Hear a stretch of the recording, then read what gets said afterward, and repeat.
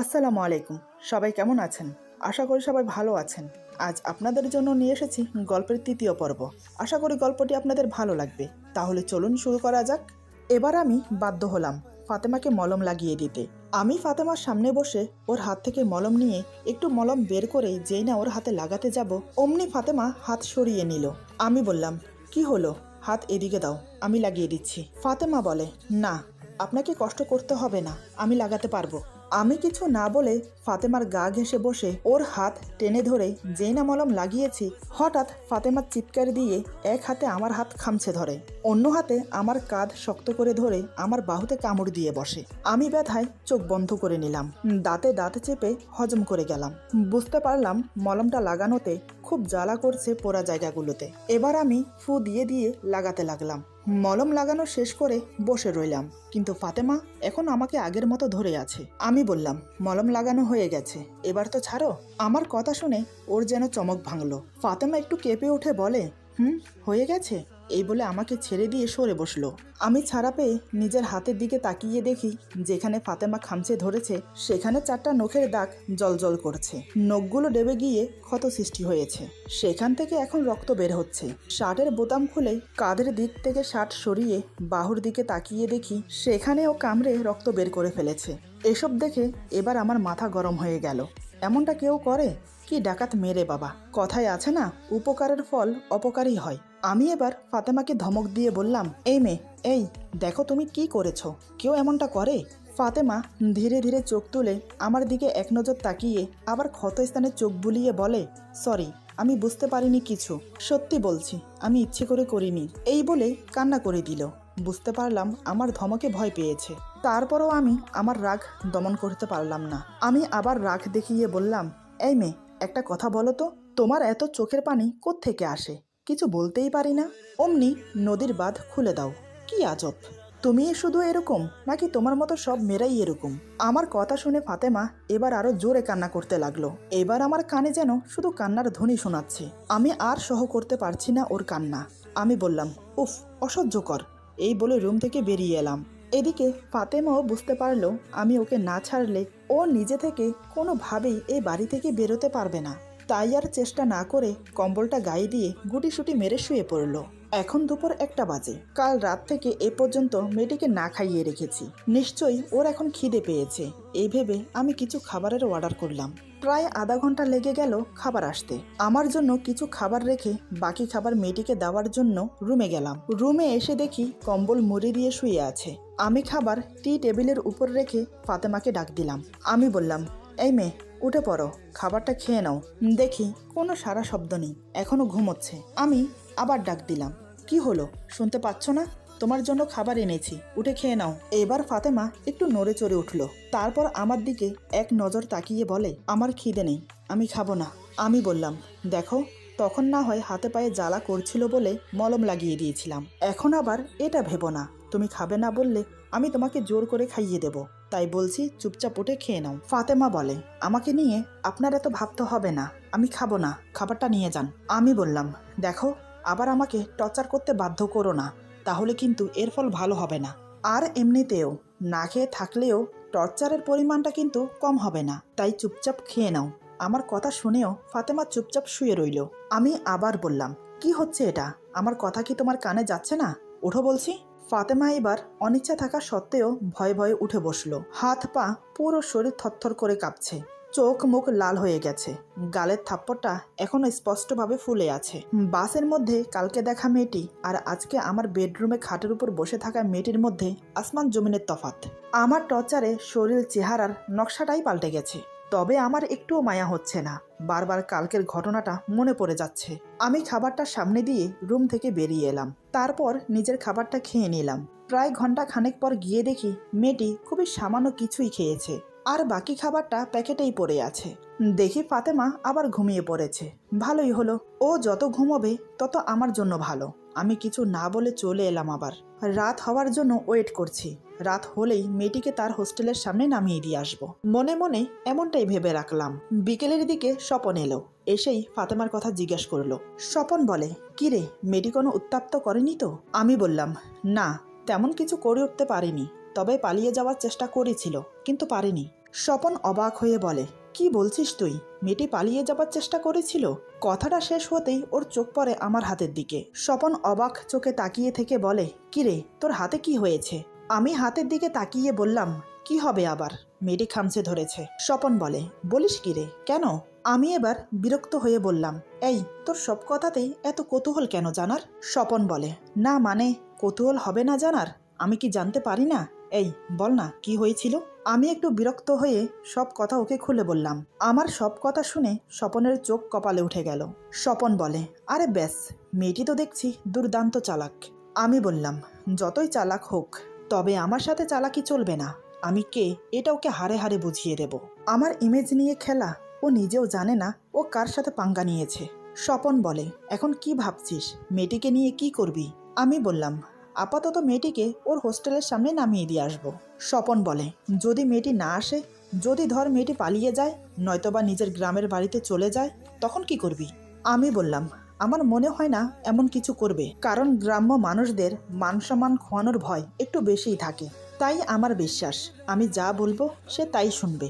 শুনতে যে তাকে হবেই। তুই বস, আমি দেখি আসি মেয়েটি কি করছে। স্বপন বলে, দাঁড়া, আমিও তোর সাথে যাব। এরপর আমরা দুজন একসাথে মেয়েটিকে দেখার জন্য রুমে গেলাম। দরজা খোলাই ছিল, তাই রুমে প্রবেশ করতে সমস্যা হলো না। রুমে প্রবেশ করেই দেখি ফাতেমা দুই হাঁটুর মাঝে মুখ গুজে ফুপিয়ে ফুপিয়ে কান্না করছে। এই মেয়েটির কান্না কি শেষ হবে না? যখন দেখি তখনই কান্না করে। আরে ভাই, কান্না করে লাভটা কি সেটাই বুঝলাম না। ও কি ভেবেছে যে আমি কান্না করলে হয়তো আমার উপর দয়া করে আমাকে যেতে দেবে? সেটি তো কখনোই হবে না। আমি মনে মনে এসব ভাবছি। এদিকে মেয়েটি আমাদের পায়ের শব্দ শুনে মুখ তুলে তাকালো। তাতেই মেয়েটির সাথে আমার চোকাচোকি হলো। কান্না করতে করতে চোখ ফুলে ঢোল হয়ে গেছে। এর কি চোখে ব্যথা করে না? স্বপন আমার পাশে দাঁড়িয়ে মেয়েটির এমন করুণ অবস্থা দেখে ওর খুব খারাপ লাগলো, কিন্তু আমার ভয়ে কিছু বলতেও পারছে না, আবার কিছু করতেও পারছে না। তাই অসহায়ভাবে মেয়েটির দিকে তাকিয়ে আছে। আমি বললাম, এই মেয়ে, এভাবে কান্না করছো কেন? তুমি কি ভেবেছ তুমি কান্না করলে আমি তোমাকে ছেড়ে দেব? সেটা হচ্ছে না। ফাতেমা আমার কথা শুনে ফেলফেল করে আমার দিকে তাকিয়ে আছে। বেশ কিছুক্ষণ এভাবে তাকিয়ে থেকে হঠাৎ এমন একটা কথা জিজ্ঞেস করে যা শুনে আমি রীতিমতো থতমত খেয়ে গেছি। এদিকে মেয়েটির কথা শুনে স্বপন যেন আসমান থেকে পড়ল। আসলে মেয়েটি বেশ কিছুক্ষণ আমাদের দিকে তাকিয়ে থেকে হঠাৎ বলে, আচ্ছা, একটা কথা বলুন তো, আপনারা কি দুজনেই আমাকে ধর্ষণ করেছেন? ওর এই কথার আমি কি উত্তর দেব আমি ভেবেই পাচ্ছি না। এদিকে স্বপন মেয়েটির কথা শুনে অবাক হয়ে একবার আমার দিকে আরেকবার মেয়েটির দিকে তাকাচ্ছে। ওর অবস্থাও ঠিক আমারই মতন হয়েছে। এভাবে কেউ ধর্ষককে জিজ্ঞেস করে যে তোমরা কজনে মিলে আমাকে ধর্ষণ করেছো? কোনো দিনও দেখিনি, এই প্রথম দেখলাম ও শুনলাম। তাও আবার প্রশ্নটা আমাকে করা হয়েছে, যেটাতে আমি নিতান্তই কাঁচা খেলোয়াড়। তবে আমি তো মেয়েটিকে ধর্ষণ করিনি, আর ধর্ষণ করলে তো সেটা অনুভব করা যায় যে আমাকে ধর্ষণ করেছে। কিন্তু এই মেয়েটি তো পুরোই উল্টো, একটুও টের পাচ্ছে না যে তার সাথে কি হয়েছে। মেয়েটির কাণ্ড দেখে যেমন অবাক হলাম, তেমনি মনে মনে খুব হাসি পাচ্ছে। আমি দাঁড়িয়ে দাঁড়িয়ে ওর দিকে তাকিয়ে কথাগুলো ভাবছি। এদিকে মেয়েটি আবার বলে, কি হলো? আমি কিছু জিজ্ঞাসা করছি আপনাদেরকে। এবার আমি কিছু বলতে যাব, তার আগেই স্বপন বলে, না না, আমি কিছু করিনি, আমি তো তোমাকে টাচও করিনি, আমি ব্যাস ওকে হেল্প করেছি সব কিছুতে। আমি বললাম, আহা স্বপন, হচ্ছেটা কি? চুপ কর তো, আমাকে বলতে দে। এই বলে স্বপনকে চুপ করিয়ে মেয়েটিকে বললাম, কেন, কি হয়েছে? কে তোমাকে টাচ করেছে, কে তোমাকে টাচ করেনি, সেটা জেনে তুমি কি করবে? শুনে রাখো মেয়ে, তোমার সাথে শত্রুতা আমার বন্ধুর নয়, তাই যা করার আমি করেছি।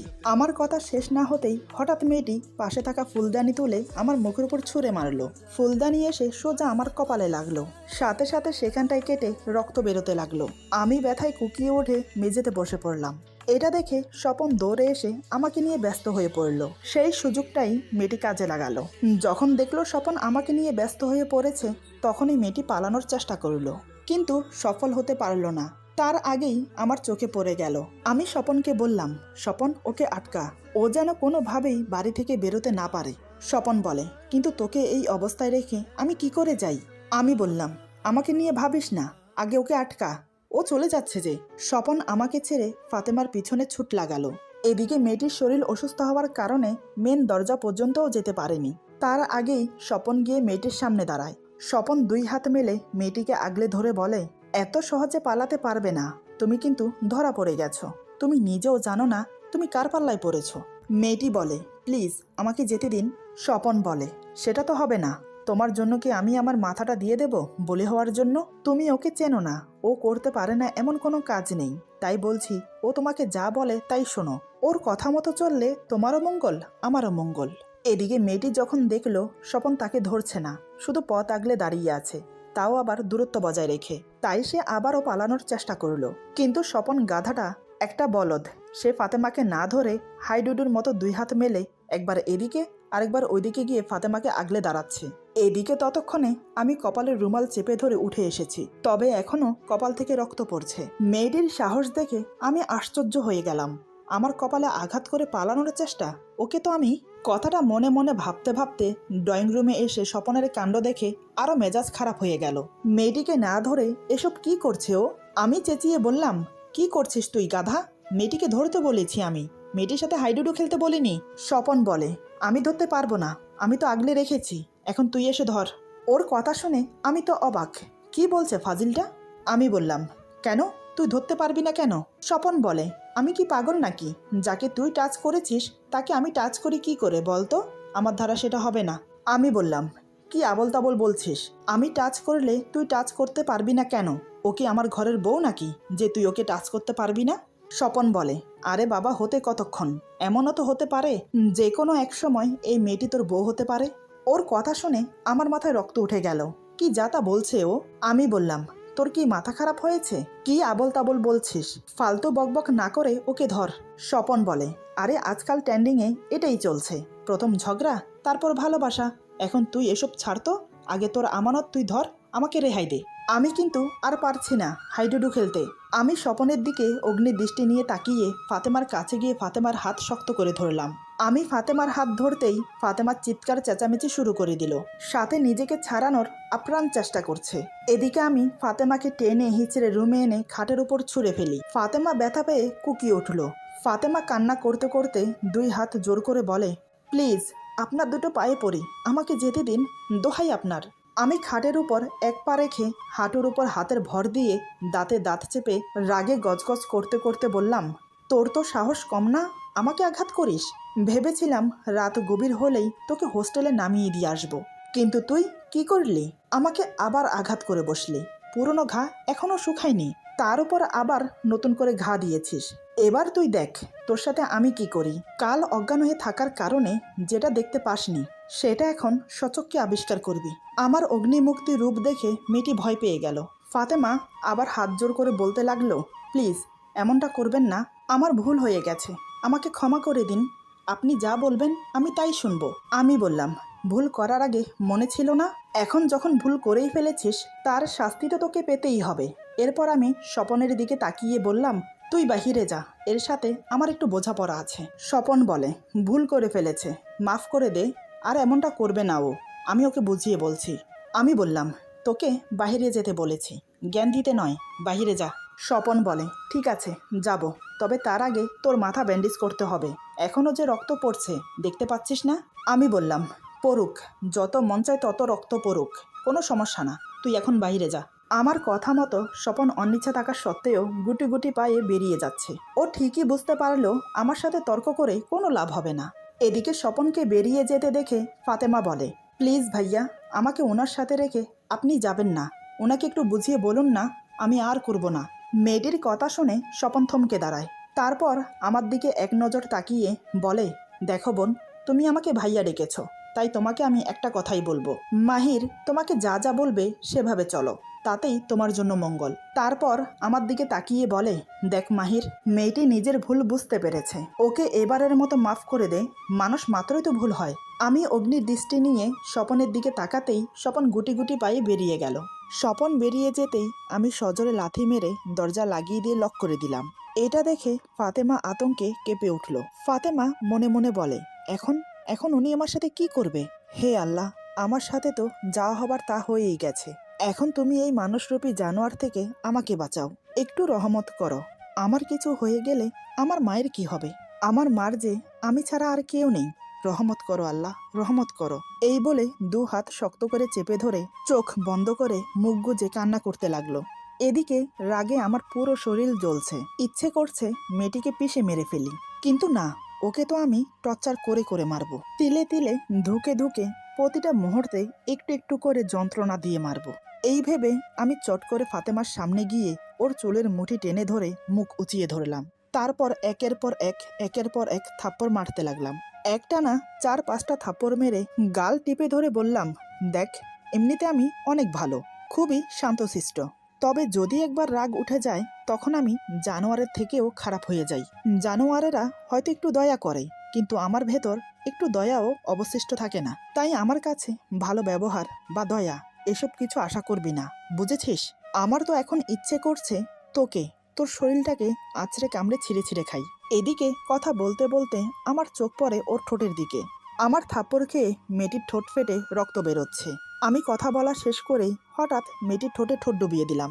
ঠোঁটের যে অংশ থেকে রক্ত পড়ছিল সেটা মুখের ভেতর নিয়ে পরম তৃপ্তিতে চুষে চুষে খেতে লাগলাম। এরপর ওকে ধাক্কা দিয়ে বিছানায় শুইয়ে দিয়ে 2 হাতে জড়িয়ে ধরলাম। আমার বুকের সাথে মেয়েটিকে মিশিয়ে নিলাম। ওর নরম তুলতুলে মাংসপিণ্ড দুটো আমার বুকের সাথে লেপ্টে আছে, তাতেই আমার শরীরে শিহরণ খেলে গেল। এদিকে মুখে রক্তের নোনতা স্বাদ আমাকে যেন আরো পাগল করে দিচ্ছে। অন্যদিকে মেয়েটি ব্যথায় ছটফট করছে, নিজেকে ছাড়ানোর আপ্রাণ চেষ্টা করছে। একটানা অনেকক্ষণ ওর ঠোঁটজোড়া আমার মুখের ভেতর আবদ্ধ করে রাখার কারণে ওর নিঃশ্বাস নিতে খুব কষ্ট হচ্ছে। তাই হাঁপড়ের মতো ওর বুক অনেক জোরে জোরে উঠানামা করছে।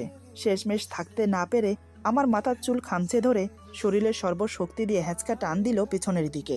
আচমকা চুলে এত জোরে টান খেয়ে নাবিশ্বাস উঠে যায় আমার। আমি তৎক্ষণাৎ ওর ঠোঁট ছেড়ে দিয়ে জোরে চিৎকার করে উঠি। এদিকে ফাতেমা ছাড়া পেয়ে জোরে জোরে নিঃশ্বাস নিতে লাগলো আর কান্না করতে করতে বলতে লাগলো, আমি আর পারছি না, মেরে ফেলুন আমাকে, এই নরক যন্ত্রণা থেকে মরে যাওয়া অনেক ভালো। আমি তখনও ওর উপর শুয়ে আছি। ওর কথা শোনার সাথে সাথে তৎক্ষণাৎ ওকে ছেড়ে দিয়ে উঠে বসি। বুঝতে বাকি রইল না এতক্ষণ ধরে আমি ওর সাথে কি করেছি। আসলে মাথার ব্যথায় আমি জ্ঞানশূন্য হয়ে পড়েছিলাম। কখন যে ওকে কাছে টেনে এমনটা করেছি বুঝতেই পারিনি। এবার মনে হয় একটু বেশি বাড়াবাড়ি করে ফেলেছি। আমার হাতে থাপ্পড় খেয়ে ওর 2 গাল টুকটুকে লাল হয়ে গেছে, ঠোঁটের অনেকটা কেটে গেছে, চোখের এক কোণে রক্ত জমাটে বেঁধে কালশিটে পড়ে গেছে। ফাতেমা স্থির হয়ে শুয়ে কান্না করছে। কান্নার কোনো শব্দ নেই, শুধু নীরবে চোখের পানি ফেলছে। এদিকে আমি ওর দিকে তাকিয়ে ঝিমাচ্ছি, শরীর খুবই ক্লান্ত লাগছে। অন্যদিকে কপাল থেকে অতিরিক্ত ব্লাড যাওয়ার কারণে কেমন যেন মাথাটা এখন যন্ত্রণা করছে। আমার শরীরের জামা কাপড় অনেকটা রক্তে ভিজে গেছে, বিছানার উপরেও রক্তে মাখামাখি। আমার আর মেয়েটির রক্ত মিশে একাকার হয়ে গেছে। মেয়েটির মুখে আমার রক্ত পরে শুকিয়ে গেছে। আমি আর স্থির থাকতে পারলাম না, মাথাটা ভো ভো করে ঘুরছে। তাই আমি মেয়েটির পাশে বিছানার উপর 2 হাত এলিয়ে শুয়ে পড়লাম। মেয়েটি আমার পাশে শুয়ে আছে। আমি শুয়ে পড়ার সাথে সাথে মেয়েটি এবার চোখ খুলে আমাকে দেখলো। আমার কপালের কাটা স্থানে এক দৃষ্টে তাকিয়ে রইল। সে এবার বুঝতে পারলো তার ছুঁড়ে মারা ফুলদানিটার কারণে আমার কপাল অনেকটা কেটে গেছে। আমি চোখ বন্ধ করে ফাতেমাকে উদ্দেশ্য করে বললাম, পালিয়ে যেতে চাইলে যেতে পারো, বাধা দেব না, কারণ তোমাকে খুঁজে বের করতে আমার বেশিক্ষণ লাগবে না। তাই বলছি, পালিয়ে গিয়েও কোনো লাভ নেই। তবে একটা কথা মনে রেখো, এই ঘর থেকে এক কদম বাহিরে রাখলে তোমার এমন হাল করব আমি, যার মাসুল তোমাকে সারা জীবন ধরে দিতে হবে। আর তোমার ভিডিওটির কথা মনে আছে তো? তোমার ভিডিওটা ভাইরাল করতে আমার 1 মিনিটও লাগবে না। আর আমার কথা মতো না চললে তাহলে আমি তোমার সাথে কি কি করব তা আমি নিজেও জানি না। কথাগুলো যেন মাথায় থাকে। এই বলে কয়েক মিনিটের মধ্যে আমি ঘুমের রাজ্যে পাড়ি দিলাম। ফাতেমা আমার কথা শুনে চোখ বন্ধ করে চোখের পানি ফেলতে লাগলো। সে মনে মনে বলে, জানি না কোন পাপের শাস্তি পাচ্ছি, কার কি এমন ক্ষতি করেছি আমি, যার জন্য আমার কপালে এত দুর্গতি। সামান্য একটা ভুল বোঝাবুঝির জন্য বেঁচে থাকার শেষ সম্বলটা দিয়ে তার দাম চুকাতে হলো আমাকে। মুসলমান হয়ে আত্মহত্যাও করতে পারবো না। আত্মহত্যা করা যে মহাপাপ, কিন্তু তাই বলে এই জানোয়ারের হাতে